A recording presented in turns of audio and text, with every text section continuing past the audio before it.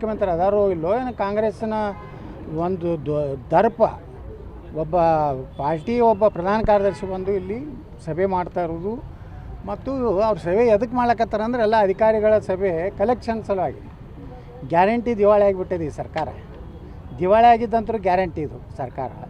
ಹೀಗಾಗಿ ಇವತ್ತು ಕರ್ನಾಟಕದಲ್ಲಿ ಕಲೆಕ್ಷನು ಒಂದು ಕಡೆ ನೋಡ್ರಿ, ಬಡವ್ರ ಮೇಲೆ GST ಹಾಕ್ತಾರೆ, ಕೇಂದ್ರ ಸರ್ಕಾರ ಅಂತ ಹೇಳ್ತಾರೆ. ಕೇಂದ್ರ ಸರ್ಕಾರ GST ಹಾಕಿದ್ರೆ ಇಡೀ ಭಾರತ ತುಂಬ ಹಾಕಬೇಕಾಗಿತ್ತಲ್ಲ, ಕರ್ನಾಟಕದಲ್ಲಿ ಅಷ್ಟೇ ಹೆಂಗೆ ಅಂದರೆ ಜನರ ಹಾದಿ ತಪ್ಪಿಸೋದ್ರ ಜೊತೆಗೆ ಕೇವಲ ಅವರಿಗೆ ಹಣ ಬೇಕಾಗಿದೆ. ಇನ್ನು ಮುಂದಿನ ಚುನಾವಣೆ ಬರ್ತಾ ಇದ್ದಾವೆ, ಕರ್ನಾಟಕ ಬಿಟ್ಟರೆ ಅವ್ರ ರಿಸೋರ್ಸಸ್ ಯಾವುದೂ ಇಲ್ಲ. ಅದಕ್ಕೆ ದುರ್ದೈವದಿಂದ ಕರ್ನಾಟಕದಲ್ಲಿ ಇಂಥ ಒಂದು ಆಡಳಿತ ನೋಡಿದ್ರೆ ಇದು ರಾಜ್ಯಪಾಲ ಆಡಳಿತ ತೋರಿಸು ಒಳ್ಳೆಯದು. ಇಲ್ಲಿ ಸರ್ಕಾರನೇ ಅನ್ನೋಂಥ ಒಂದು ಇದು ಇಲ್ಲ. ನೋಡಿರಿ, ಮಹಾನಗರ ಪಾಲಿಕೆ ಕಾರ್ಮಿಕರು ಮೊನ್ನೆ ಸ್ಟ್ರೈಕ್ ಮಾಡಿದ್ರು.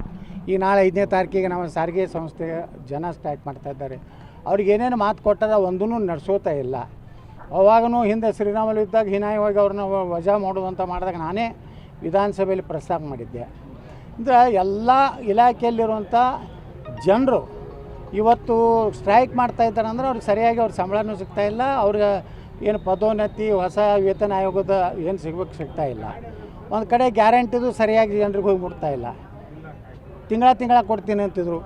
DK ಶಿವಕುಮಾರ್ ಹೇಳ್ತಾರೆ, ಯಾವಾಗ ಸರ್ಕಾರ ಬಳಿ ಇರ್ತದೆ ಅವು ಕೊಡ್ತೀವಿ, ನಾನು ತಿಂಗಳ ಕೊಡ್ತೀವಿ ಎಲ್ಲಿ ಹೇಳಿ ಅಂತ ಹೇಳ್ತಾರೆ. ಗ್ಯಾರಂಟಿ ಹೊಡೆದಕ್ಕೆ ಈ ರೀತಿಯೆಲ್ಲ ಸಭೆಗಳು ಮಾಡಿ ಟೋಟಲಿ ಗ್ಯಾರಂಟಿದಿಂದ ಕರ್ನಾಟಕ ದಿವಾಳಿಯಾಗಿದೆ. ಎಲ್ಲ ಮಂತ್ರಿಗಳು ಭ್ರಷ್ಟಾಚಾರ ತೊಳ್ಬಿಟ್ಟಾರೆ. ಯಾಕಂದ್ರೆ ಅವರಿಗೆ ರಿಸೋರ್ಸಸ್ ಇಲ್ಲ, ಯಾವಾಗ ಹೋಗ್ತದೋ ಗೊತ್ತಿಲ್ಲ, ಯಾವಾಗ ನಮ್ಮ ಮಂತ್ರಿ ತೆಗಿತಾರಿಲ್ಲ ಅಂತ ಅವ್ರಿಗೆ ಭಯ. ಹೀಗಾಗಿ ಎಲ್ಲ ಕಾಂಗ್ರೆಸ್ನ ಶಾಸಕರು ಎಲ್ಲ ಅಸಮಾಧಾನದಾರೆ, ಯಾರೂ ಸಮಾಧಾನದಲ್ಲಿಲ್ಲ. ಅವರೇನು ಸಿದ್ದರಾಮಯ್ಯ ಕಡೆನೂ ಇಲ್ಲ, DK ಶಿವಕುಮಾರ್ ಕಡೆನೂ ಇಲ್ಲ. ಈ ಇಬ್ಬರ ಬಗ್ಗೆ ಅವಿಶ್ವಾಸ ಇದೆ. ಅನಿವಾರ್ಯವಾಗಿ ಅವರು ಈ ಸರ್ಕಾರದಲ್ಲಿ ಅದರ್ಥ ಹೇಳಿ ಮುಂದೆ ದಿನಗಳು